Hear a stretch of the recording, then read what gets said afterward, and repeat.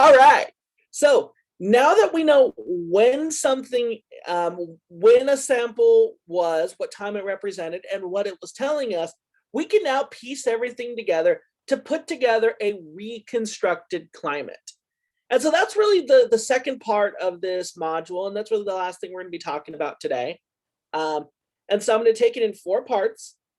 Earth's beginning, ages, snowball Earth, hothouse Earth, ice ages, and then more recent stuff.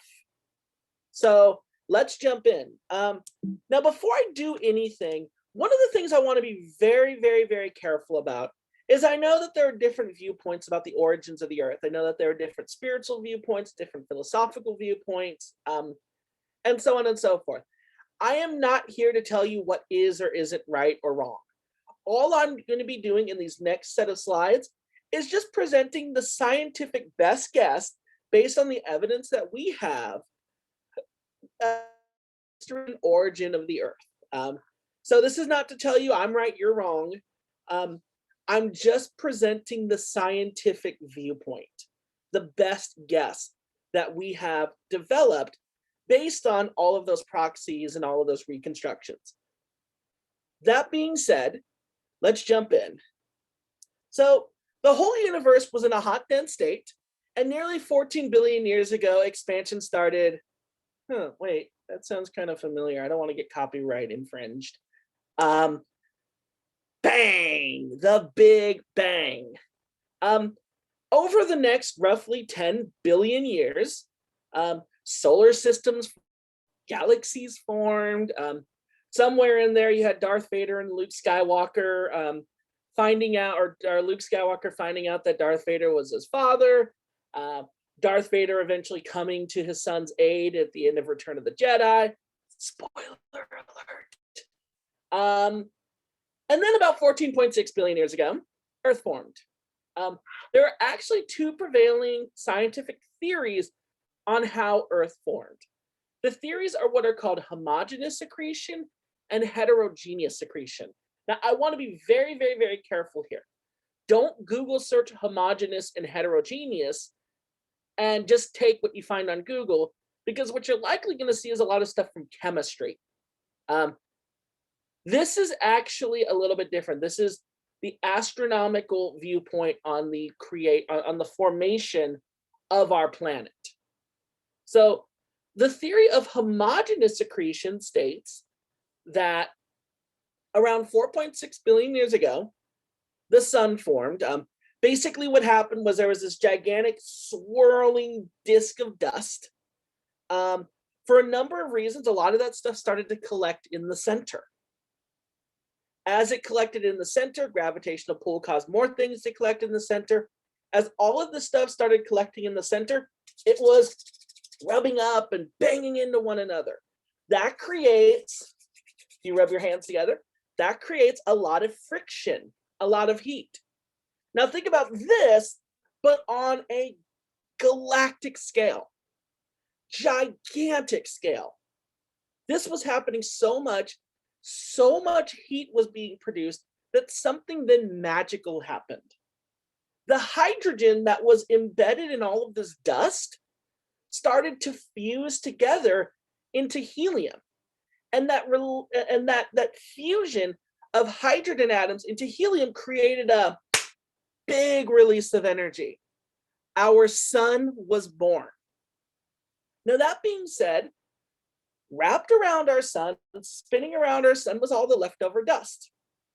All of that leftover dust had gotten to a place where its interior, or its gravitational pull from the sun, as well as its initial forward motion, ended up causing, instead of moving towards the sun, instead it just orbited around the sun.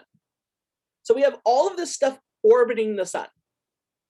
Well, all these little things that are orbiting start banging into one another. That starts to create the formation. Oh wait, I just got the whole little internet unstable thing. So that led to the formation. So all of that stuff banging together, that led to the formation of these little things called planetesimals. And that is where homogeneous and heterogeneous accretion start. The theory of homogeneous accretion states that the formation of Earth happened when a bunch of these planetesimals of similar composition, meaning they are made up of all the building blocks of Earth, iron and nickel for our core, silicon and oxygen for our mantle and crust, and water vapor, carbon dioxide, iron, or all that other stuff for our atmosphere. And so the theory of homogeneous accretion states that all that stuff came together all at once. And so you had this homogeneous proto-Earth that developed. Then something happened, and I'll talk about that something in a moment, that then gave the Earth its layers. The other theory is the theory of what's called heterogeneous accretion.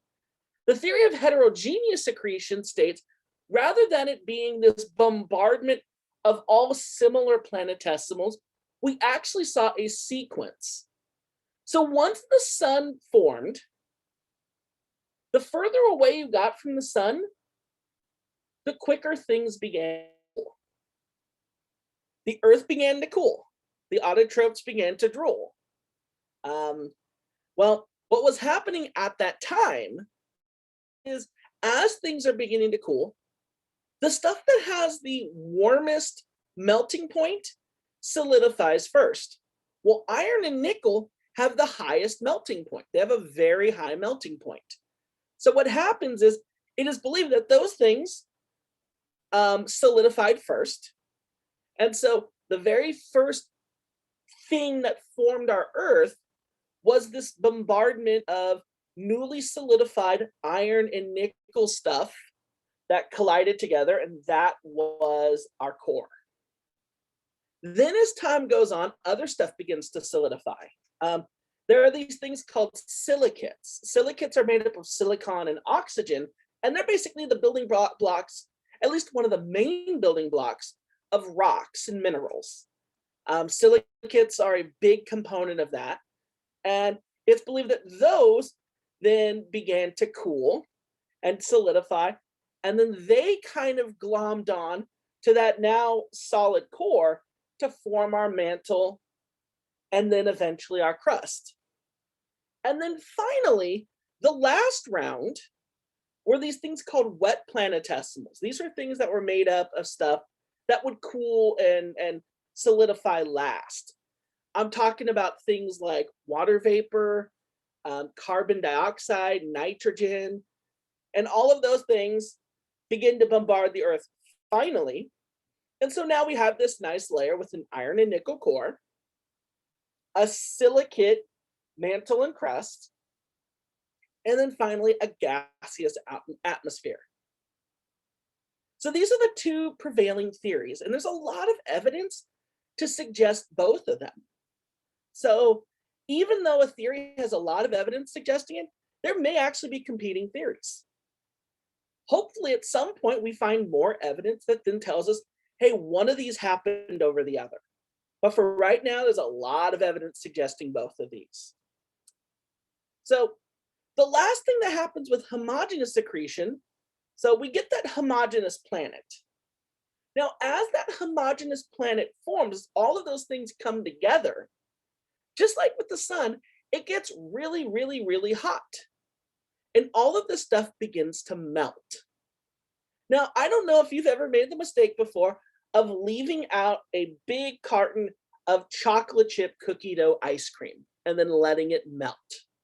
I don't know. Have any of you ever done that before? I was 10 once. Well, here's what happens when you do that. When you leave it out, what actually happens is the densest material sinks to the bottom. That would be the chocolate chips and the little cookie dough bits. Those sink to the bottom. Then the cream and the milk and the sugar, that stuff is pretty dense, but it's not as dense as the chocolate chips and the cookie dough. That ends up being in the middle. And then the water ends up being near the top. So you end up getting sort of this differentiated, layered thing of ice cream where you have water at the top, you have cream and sugar and milk in the middle, and chocolate chips and cookie dough at the bottom. It's basically like a layered thing of ice cream. That's what happens when you leave that ice cream out and let it melt. Well, the same thing can actually happen with our planet. As our planet warmed up, the densest stuff, which was iron and nickel, began to sink into the center, forming our core.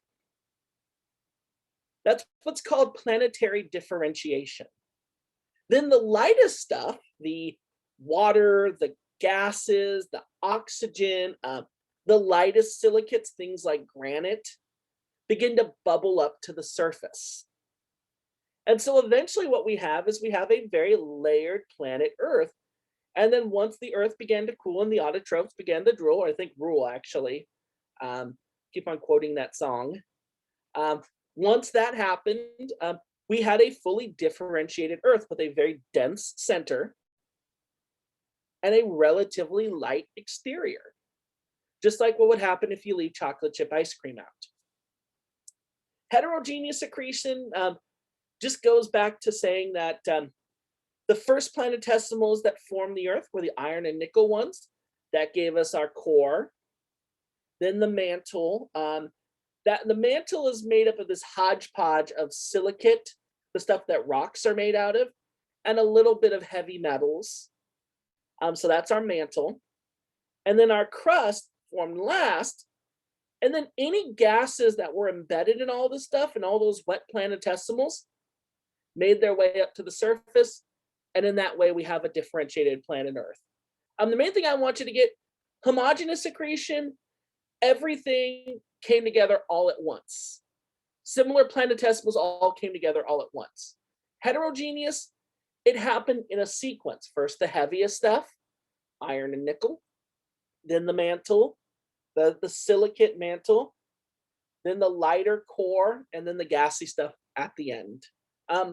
There's a lot of evidence suggesting both of these, and I would actually say, to me, it's 50-50. Either one could actually be what happened. I think either one is equally as likely.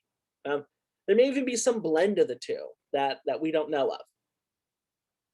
Okay, well, now we have the Earth forming, and the Earth begins to cool. Now, before the autotrophs show up, we still have a semi-molten Earth.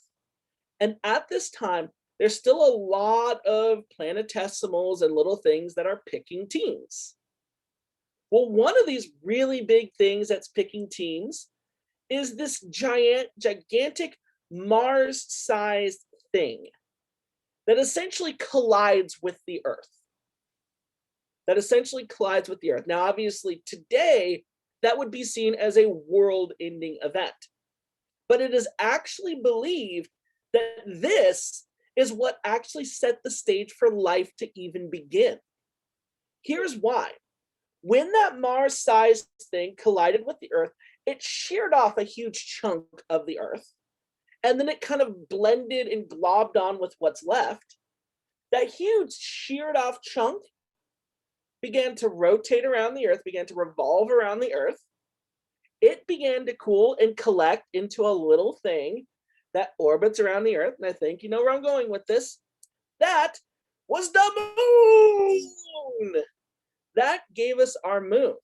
And in case you've never been told, our moon actually makes our Earth livable. If our moon were to disappear, we would be in big trouble. The moon is what gives us tidal forces. The moon is one way that our orbit is stabilized.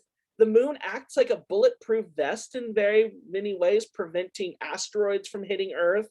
The moon is our little buddy. It's our little mini-me. It's our little, if you play Among Us, it's our little crewmate buddy. The moon is our friend. Here's the other thing that it did that I'm so thankful for. Prior to the collision of this Mars-sized impactor, it's believed that Earth's axis was standing straight up. Then the impactor came, boom, and that tilted Earth's axis. Now, we're going to talk about this in a few modules, but this tilt is what gives us our seasons. And I don't know about you, but I can really appreciate a nice warm summer day when it's freezing cold outside in the winter, and I can appreciate a nice, cool, rainy day with a blanket being inside when it's 110 degrees outside. So this is what gives us our seasons. And that actually gives us a lot of the interesting weather we have here on Earth. So yes, that collision that happened at the formation of our Earth in the early stages of our Earth made our Earth a habitable planet. So hooray, Mars-sized impactor hitting us. Um, Afterwards, Earth finally began to cool. At this point, the autotrophs hadn't shown up yet. I know that joke's getting old. But as the Earth began to cool, things began to condense. Another cool thing that happened, though, was as the Earth began to cool, a lot of outgassing began to occur. Some gases that were super light, such as ammonia, which I don't know if you've ever breathed ammonia before or ever smelled it. It is some funky stuff. Well, that stuff escaped our atmosphere out into space. What was left behind was an atmosphere that was primarily nitrogen, oxygen, and carbon dioxide, and a lot of water vapor. Well, oxygen, nitrogen, and carbon dioxide have relatively low freezing points. They have relatively low melting points, relatively low boiling points. So those ended up being gases. However, water vapor has a relatively high boiling point. And so a lot of water vapor began to condense. And this was like one giant global rainfall. I mean, think of Seattle on an exponentially greater scale. Basically, a worldwide rainfall began to occur all around the world all at once. And that is what gave us our oceans, our rivers, our lakes, our streams. That's what set the Earth up for life. So now we have our land, we have our oceans, we have an atmosphere. The stage is set. What happens next? Well, we'll talk about that in a few moments.